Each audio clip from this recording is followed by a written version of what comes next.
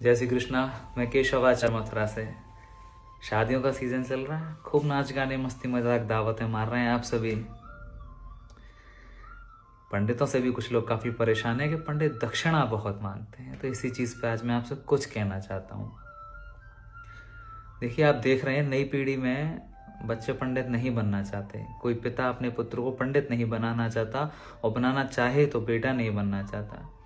एक डॉक्टर चाहता है मैं अपने बेटे को डॉक्टर बनाऊं, एक इंजीनियर चाहता है अपने बेटे को इंजीनियर बनाऊं, एक पंडित भी यही चाहता है मैं अपने बेटे की नौकरी लगाऊं, भले ही वो 15-20 हज़ार कमाए, पर मैं उसकी किसी भी तरह से जॉब लगा दूं। ऐसा क्यों?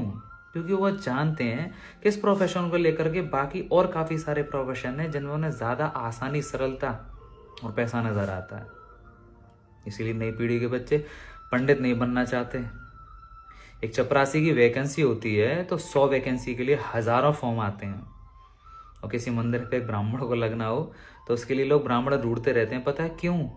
क्योंकि मंदिर पे रहने वाले ब्राह्मण की सैलरी उतनी होती जितने का आप महीने भर में दूध पी जाते हैं। तो कोई क्यों बनना चाहेगा पंडित?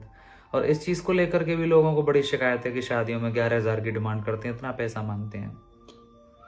उनसे आप मूल बात करते हैं। मैं देखता हूँ अपनी आंखों से 500 रुपये दक्षिणा दी जाती है विवाह करने की ब्राह्मण को। कहते हैं कि अरे आप ब्राह्मणों के मांग कैसे सकते हैं?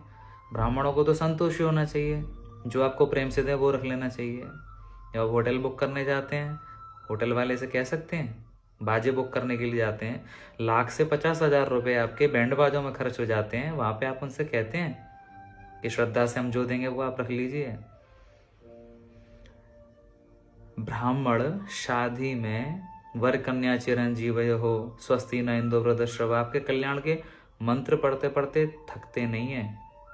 और जहाँ लाखों रुपए की अब दावत कर देते हैं ना, दावत खा करके टिश्यू पेपर से हाथ पहुंचते हुए लोग कहते हैं ये चीज़ बड़ी खराब थी, इस चीज़ में बड़ी कमी थी, गालियां देते हैं पीछे से आप सबको। वो लाखों रुपए आप खाने में खर्च करते हैं, एक मिठाई भी कम कर देंगे ना तो ब्राह्मण को भरपूर दक्षिणा मिल जाएगी उसमें। आप बाजे नहीं करेंगे तो विवाह हो जाएगा। आप लाखों रुपए की स्टेज पे सजावट ना करेंगे तो विवाह हो जाएगा।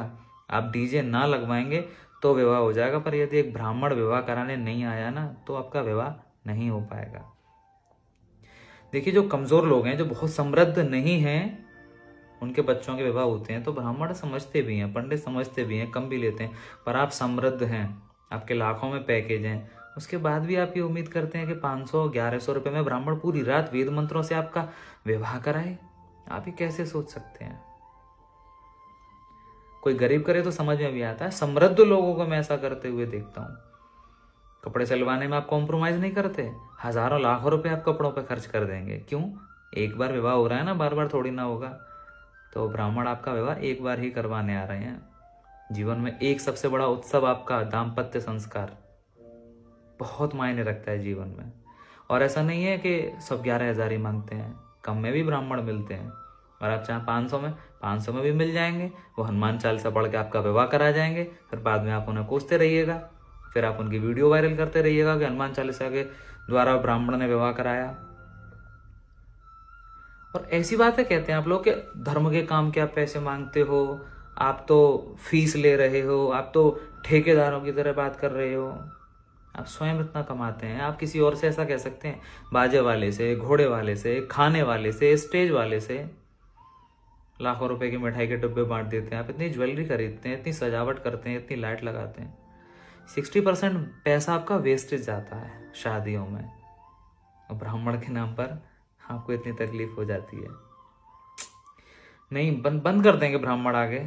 ये प्रोफेशन जो है आप सब लोगों की वजह से बहुत कठिन हो चुका है। कोर्ट मैरिज कर लीजिए, वकील से जाकर के पूछिए कितनी फीस लेंगे, फिर आकर के ब्राह्मण से बात करिएगा, किसी पंडित से पूछिएगा। और वकील से जाके कहिएगा नहीं, जो हम श्रद्धा से देंगे वो रखिए आप, नहीं हम तो आपको 1100 रुपये ही देंगे। एक ब्राह्मण पूरे दिन इंतजार करता हुआ शाम से रात को पूरी रात आपका विवाह करा करके अगले दिन प्रातःकाल अपने घर जाता, उसमें भी आप उससे ये उम्मीद करते हैं कि ना 1100-500 दे दें। और मैं आज दिन देखता हूँ ये करते हुए लोगों को, बहुत ही शर्म आनी चाहिए आपको।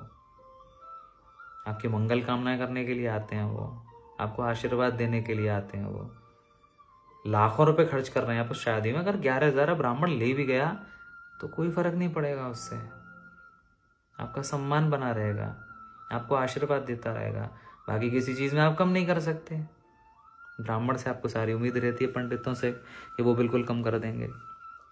आप डॉक्टर के पास जाते हैं ना, तो आप देखते हैं कुछ डॉक्टर ऐसे होते हैं जो 50 रुपये फीस लेते हैं 2 मिनट देखने की, कुछ ऐसे होते हैं जो 2000 भी लेते हैं, कुछ ऐसे होते हैं जो 5 रुपये में की फीस में ही आपको चूरन भी दे देंगे, चटनी भी दे देंगे, इंजेक्शन भी लगा देंगे। पर जो ऐसा इंजेक्शन लगाएंगे ना, वो 6 महीने तक दर्द सही नहीं होगा उसको आपका।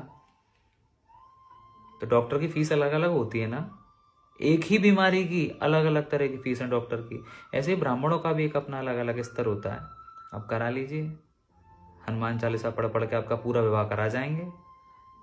नहीं पढ़ेंगे सुमंगली के मंत्र, नहीं कराएंगे विधान से आपका विवाह, बचत करनी है आपको।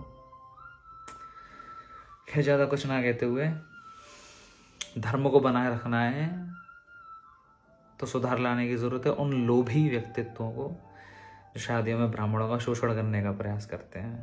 कुछ बुरा लगे तो क्षमा कीजिएगा, अच्छा लगे तो शेयर कीजिएगा। जय श्री कृष्ण।